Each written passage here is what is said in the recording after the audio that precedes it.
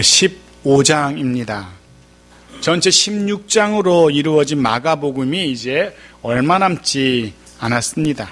그중 오늘 본문 15장은 유대인의 총독, 유대를 다스리는 총독인 빌라도가 예수를 신문하고 결국 사형 집행을 허가하는 장면을 기록하고 있습니다. 빌라도의 이 판결 후에 군병들이 이제 예수를 끌고 골고다 언덕으로 올라가서 사형을 집행하게 되죠. 그곳 골고다 언덕에서 예수님은 이 땅에서의 숨을 거두시게 되고 무덤에 묻히시게 됩니다. 15장은 이 과정을 아주 담담하게 묘사합니다. 죽음의 과정을 자극적으로 다루지 않습니다. 잔인함을 부각시켜가지고 독자들의 주의를 끌려고도 하지 않습니다. 당연히 동정심과 같은 사람의 감정에 호소하지도 않습니다.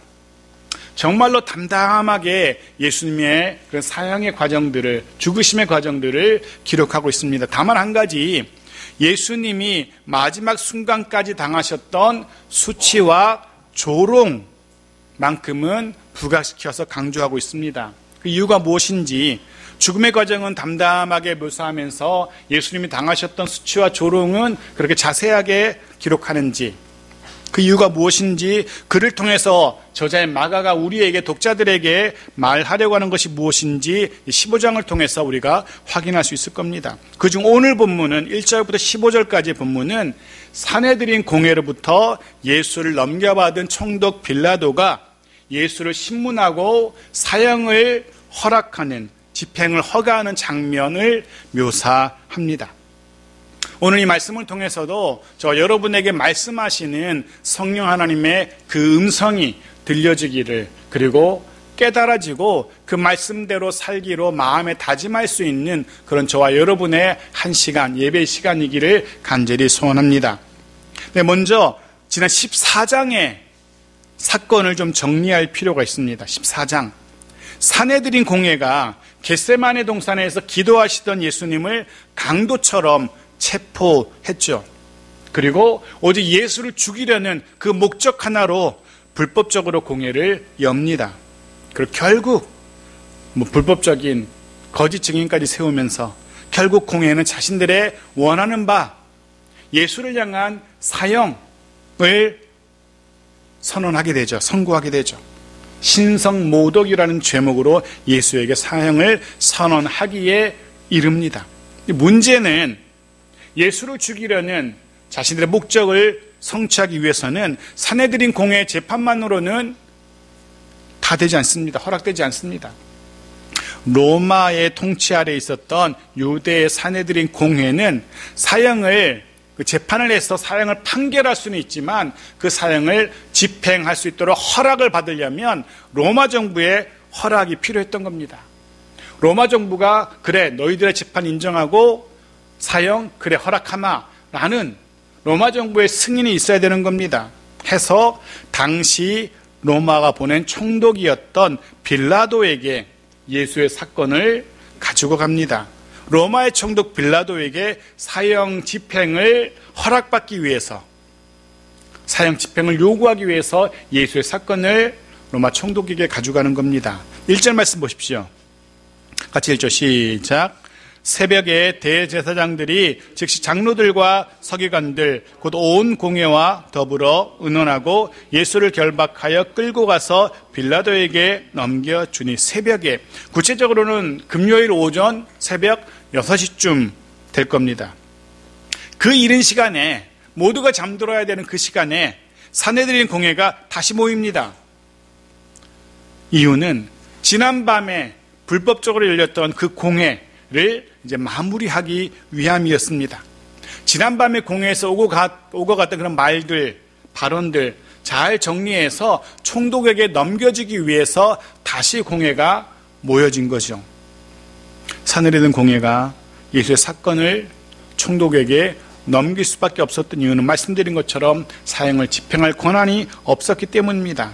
오직 로마 정부만이 사형을 집행할 수 있었기 때문입니다. 해서 어쩔 수 없이 그 사건을 잘 정리해서 빌라도에게 가져가기 위해서 새벽에 모인 겁니다. 또 하나 다른 이유도 있는데요. 로마 정부를 통해서, 로마 정부의 권위를 통해서 예수에게 사형을 집행한다면, 그렇다면 추후에 남겨질, 예수가 십자가에서 죽고 나서 남겨질 예수의 추종자들, 그들이 또 가만히 있지 않을 거 아닙니까? 그들도 분명 이 종교 지도자들을 향해서 가만히 있지 않을 겁니다. 너희들이 불법적으로 재판해가지고 우리의 랍비 스승을 죽였다라고 분명 가만히 있지 않을 텐데, 로마 정부가 사형을 집행했다라고 한다면 감히 로마 정부에게는 그들이 대들 수 없을 것이기 때문에, 저 로마 정부의 권위에는 그들이 저항할 수 없을 것이기 때문에 해서 산헤드린 공회는 로마 정부의 권위를 빌어서 예수를 죽이려는 그런 목적도 있었을 겁니다. 해서 이런저런 이유로 산헤드린 공회는 당시 유대와 사마리아의 총독이었던 빌라도에게 예수를 넘겨줍니다. 예수의 사건을 넘겨줍니다. 당시 총독이었던 빌라도, 이 사람은 사실은 반유대주의 성향을 가진 사람이었어요. 유대인을 아주 경멸했던 그런 사람이었어요. 유대 총독임에도 불구하고 유대인들을 경멸했던 그런 사람이었습니다. 게다가 무자비한 또 포악한 성격의 소유자로 알려져 있습니다. 유대인을 무시하고 경멸하고 또 성격은 포악하고, 이 두 가지가 결국은 한 번에 만나서 폭발하는 사건이 일어납니다. 유대인들을 학살하는 사건이 벌어져요. 해서 총독에서 물러날 수밖에 없었던, 파면당하는 그런 인물이 바로 빌라도입니다. 그토록 유대인을 경멸하고 포악한 성격의 빌라도, 그가 어떻게 유대인을 삭살했는지 누가복음 14장 1절에 그 흔적이 나와 있습니다. 보십시오. 같이 읽죠. 시작. 그때 마침 두어 사람이 와서 빌라도가 어떤 갈릴리 사람들의 피를 그들의 제물에 섞은 일로 예수께 아뢰니. 네, 빌라도가 갈릴리 사람들을 죽이고 그들의 피를 제물에 섞는 일까지 벌였던 겁니다. 이런 잔인한 성격의, 또 유대인들을 무시하는 성격의 빌라도였습니다. 역사적인 인물이고요. 이 사람에 대한 역사적인 기록이 1961년 가이사랴 지역에서 그의 비문이 발견됩니다. 그 비문은 이 사람이 유대 장관으로, 로마가 임명한 유대 장관으로 기록되어 있기도 합니다. 산헤드린 공회는 이런 역사적인 인물이었던 총독 빌라도에게 예수의 사건을 넘겨줍니다. 예수의 사형 집행을 요구합니다. 자, 2절 말씀 보십시오. 같이 읽죠. 시작. 빌라도가 묻되 내가 유대인의 왕이냐? 예수께서 대답하여 이르시되 내 말이 옳도다 하시며, 드디어 이제 빌라도가 본격적으로 예수를 신문합니다. 첫 질문입니다. 이렇게 묻습니다. 네가 이 유대인의 왕이냐? 라고 묻습니다. 이 첫 질문, 이 질문은 상당히 위험한 질문입니다. 대답에 아주 신중을 기해야 되는 그런 정치적인 질문입니다. 예를 들어서 예수여, 네가 그리스도 메시아냐? 이런 질문, 혹은 네가 하나님의 아들이냐? 네가 유대의 새로운 종교 지도자냐? 이런 물음은 사실은 로마 정부가 관여할 사안이 아닙니다. 유대인의 고유의 종교 영역이기 때문에 그렇습니다. 로마는 자신들의 점령한 지역에 자치권을 부여합니다. 그리고 그 각 나라, 각 민족의 고유의 종교도 인정합니다. 해서 이런 종교적인 영역에 대해서는 로마가 간섭하지 않습니다. 예수가 그리스도이건 하나님의 아들이건 새로운 종교 지도자 랍비이건 로마는 관심이 없습니다. 그런 것들은 그들 자신의 문제라고 그렇게 가볍게 여깁니다. 하지만 이 물음, 네가 유대인의 왕이냐라는 이 왕이라는 이 물음엔 성격이 전혀 달라지는 거죠.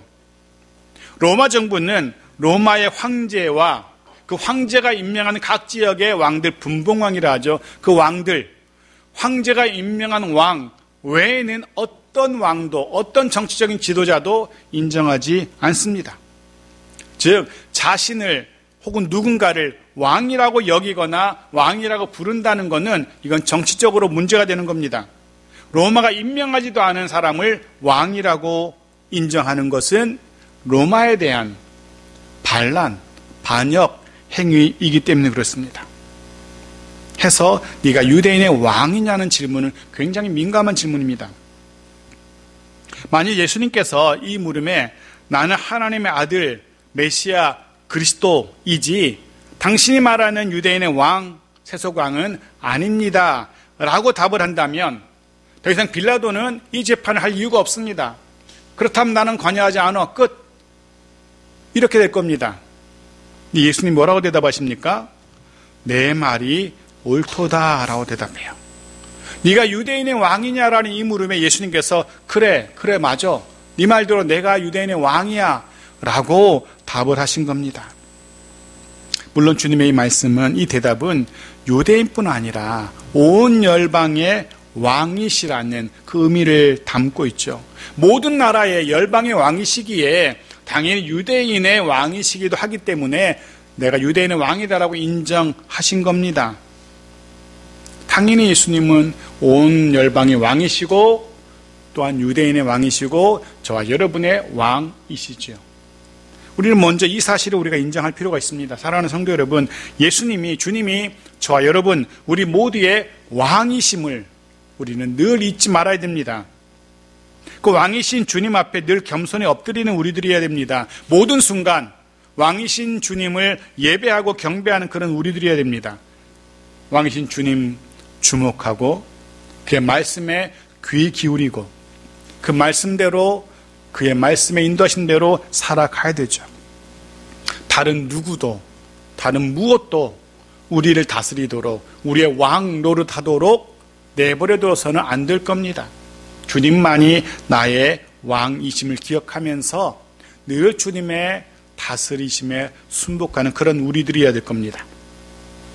마가는 더 자세한 기록을 하고 있지 않지만 예수님이 그래 내가 왕이야 라고 대답한 이후에 그 대답에 조금의 부연 설명을 하고 있는 것을 요한복음이 기록하고 있어요. 보십시오. 어떻게 부연 설명하는지. 요한복음 18장 6절 같이 읽죠. 시작.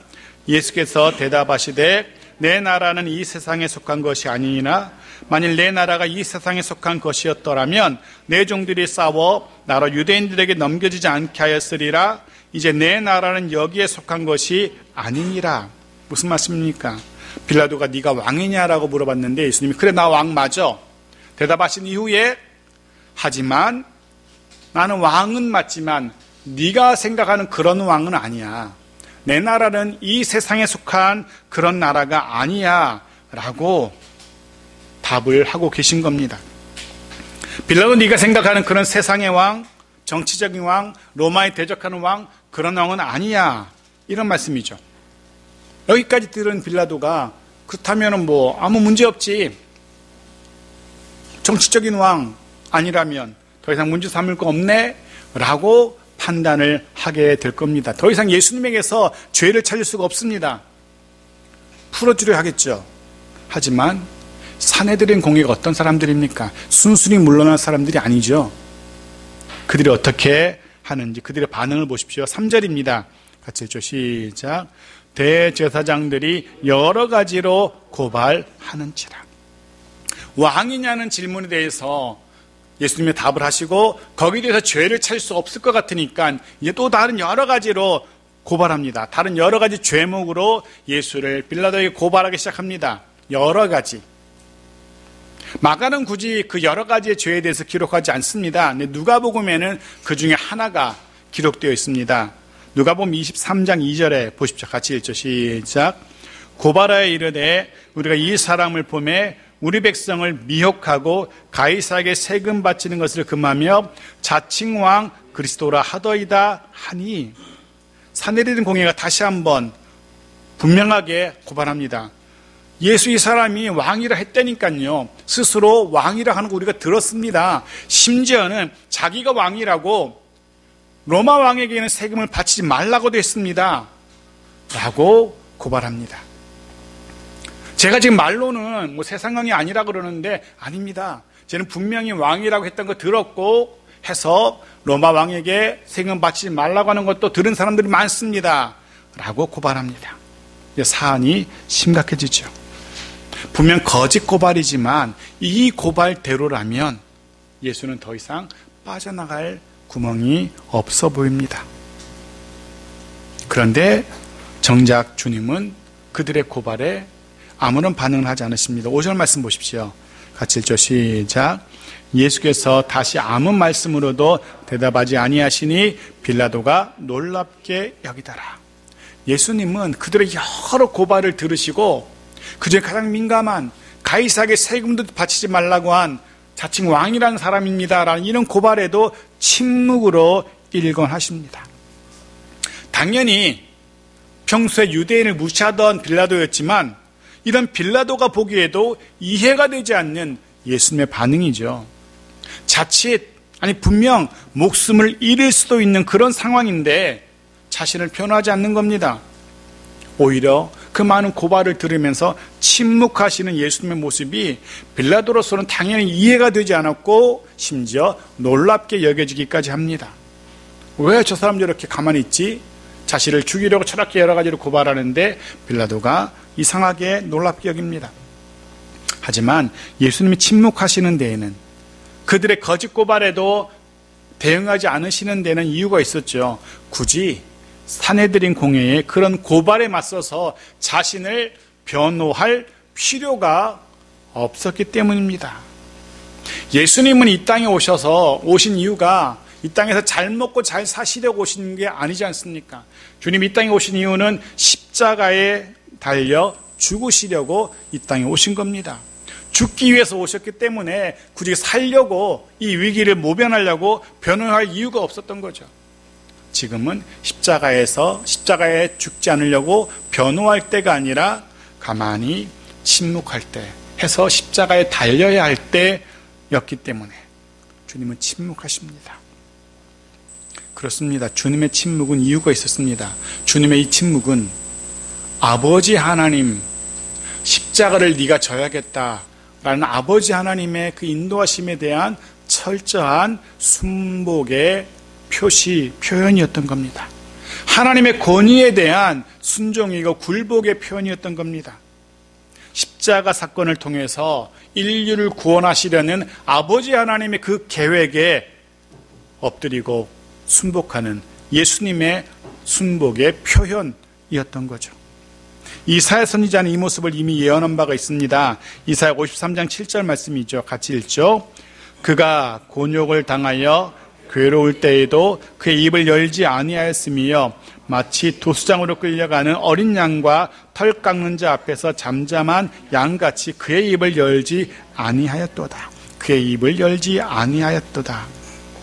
침묵하시는 예수님, 그 침묵을 통해서 하나님의 인도하심에 순종하시는 예수님의 모습을 이사야는 예언하고 있고 묵상하고 있습니다.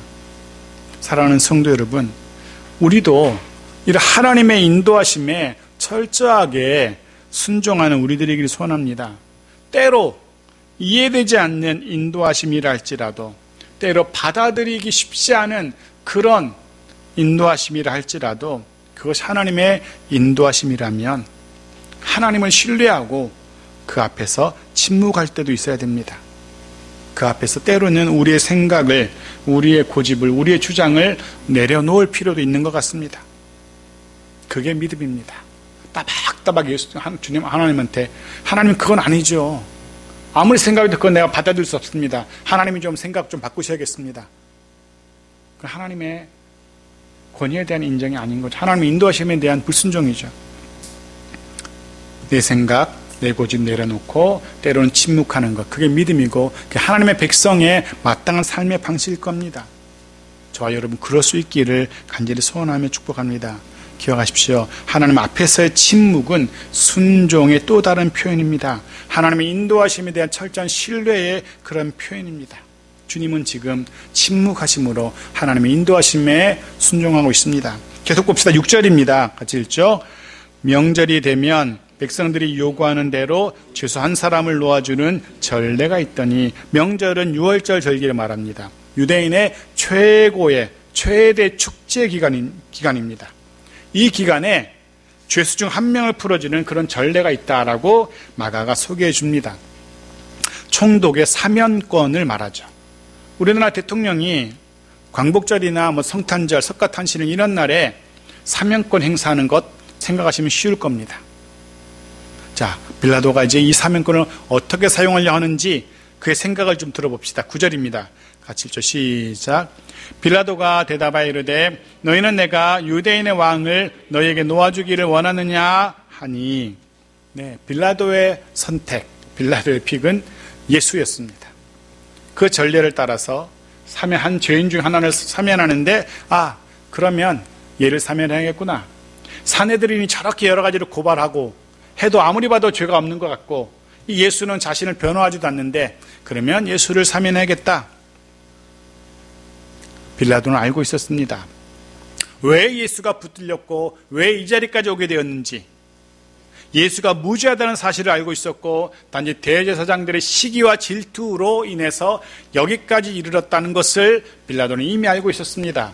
해서 빌라도의 선택은 바라바가 아니라 예수였습니다. 하지만 우리는 알고 있죠. 결국 빌라도의 마지막 최종 선택은 바라바였죠. 예수가 아니고. 빌라도는 그런 인물입니다.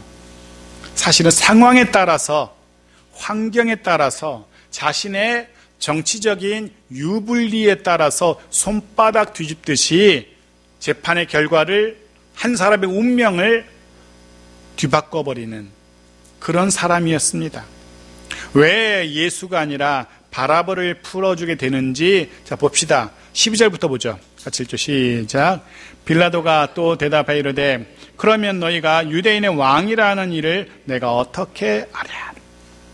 예수가 아닌 바라바를 풀어달라는 무리의 외침, 군중의 외침을 들은 빌라도의 반응입니다.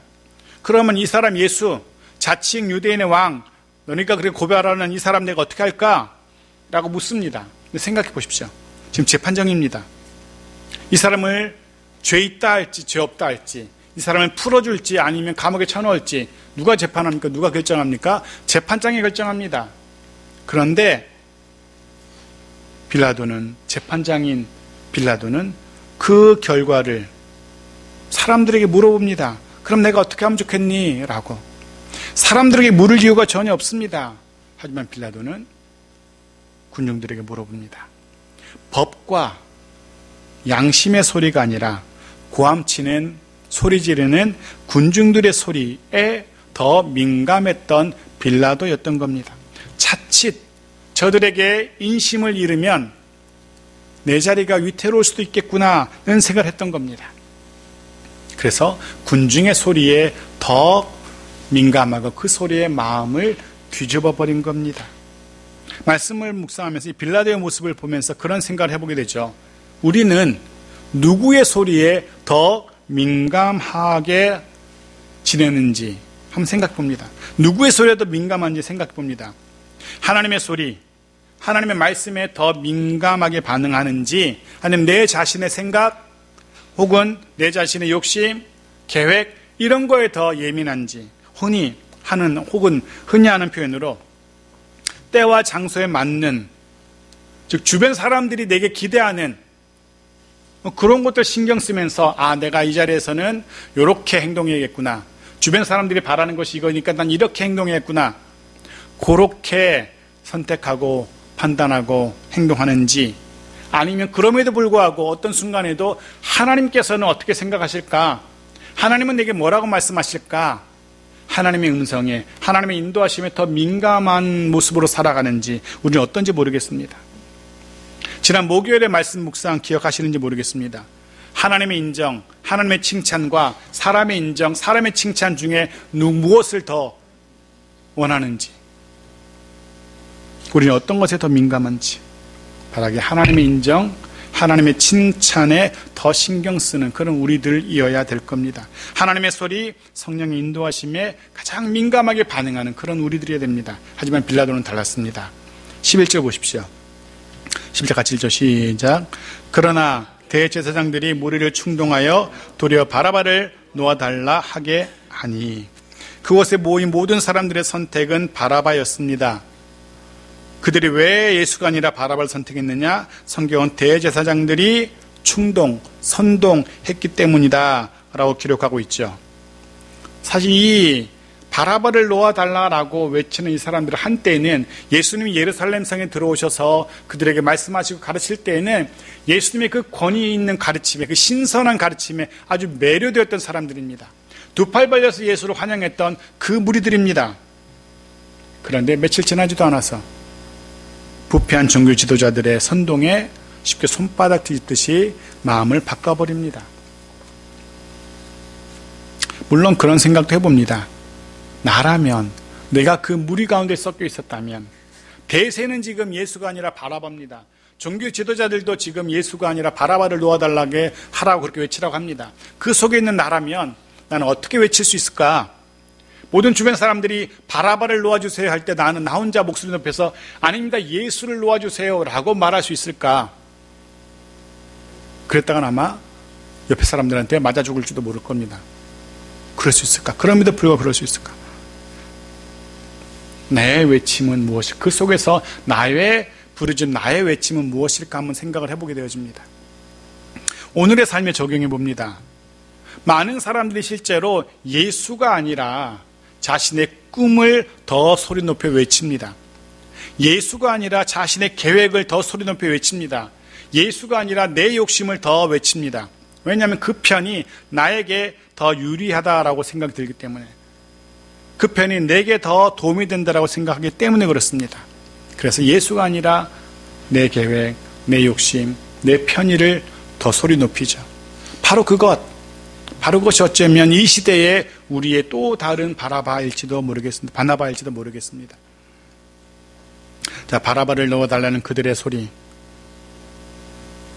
자, 사랑하는 성도 여러분, 우리의 선택은, 우리의 외침은 예수님이기를 소원합니다. 우리의 또 다른 바라바가 아니라 예수님을 외칠 수 있는, 비록 그로 인해서 어쩌면 내 꿈을 잠시 미뤄두어야 할지 몰라도, 내 계획 잠시 접어두어야 할지 몰라도, 예수님을 외치는 것 때문에 내 욕심을 잠깐 내려놓아야 할지도 모르지만, 그럼에도 불구하고 우리의 선택, 우리의 한결같은 외침은 예수님이기를 소원합니다. 하지만 본문에 등장하는 이들은 더 강력하게 총독 빌라도에게 소리칩니다. 13절 같이 읽죠. 시작. 그들이 다시 소리 지르되 그를 십자가에 못 박게 하소서. 그를 십자가에 못 박게 하소서. 그를, 밀란을 일으키고 살인을 저지른 바라바가 아닙니다. 재판장인 빌라도조차 무죄하다고 생각했던 예수를 십자가에 못 박으라고 외치고요. 그리고 이들의 외침에 결국 빌라도가 생각을 바꾸어서 이렇게 결정을 내립니다. 마지막 15절을 보겠습니다. 빌라도의 결론입니다. 같이 읽죠. 시작. 빌라도가 무리에게 만족을 주고자 하여 바라바는 놓아주고 예수는 채찍질하고 십자가에 못 박히게 넘겨주니라. 군중의 소리에 더 민감했던 빌라도는 결국 외치는 소리에, 더 크게 외치는 사람들의 소리에 마음을 바꾸어서 예수가 아니라 바라바를 놓아줍니다. 그리고 예수는 십자가에 못 박으라고 결론을 내립니다. 이 본문 15절은 빌라도가 왜 이런 결론에 이르게 되었는지 그 이유도 자세하게 정확하게 알려주죠. 성경이 뭐라고 기록합니까? 무리에게 만족을 주고자 하여라고. 빌라도는 결국 무리에게 만족을 주고 그를 통해서 자신이 더 인기를 얻고 자신의 입지를 더 강화시키기 위해서 무죄한 줄 알면서도 예수를 십자가에 못 박도록 내어 준 겁니다. 사형의 집행을 판결한 겁니다.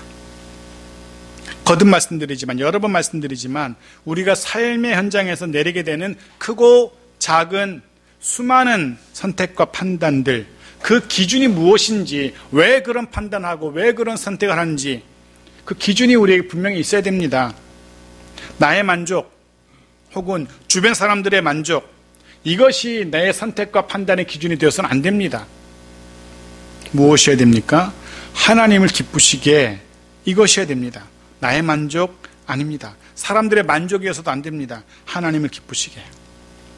이것이 우리의 삶의 유일한 목적, 유일한 기준이어야 됩니다. 그럴 수 있기를 바랍니다. 말씀을 정리합니다. 사랑하는 성도 여러분, 우리의 생각, 우리의 말과 행동, 그 모든 것이 하나님을 기쁘시게 하는 그런 말과 행동, 생각이기를 축복합니다. 또 한 주간 우리의 실제 삶의 그 현장에서 왕이신 예수 그리스도만 높이는 저와 여러분들이기를 축복합니다. 겸손히 예수님 앞에 엎드리고 예배하고 경배하고 그의 인도하심에 순종하는 그런 우리들이길 바랍니다. 때로는 내 생각, 내 판단, 내 고집, 나의 원하는 것 잠시 내려놓을 줄도 알아야 됩니다.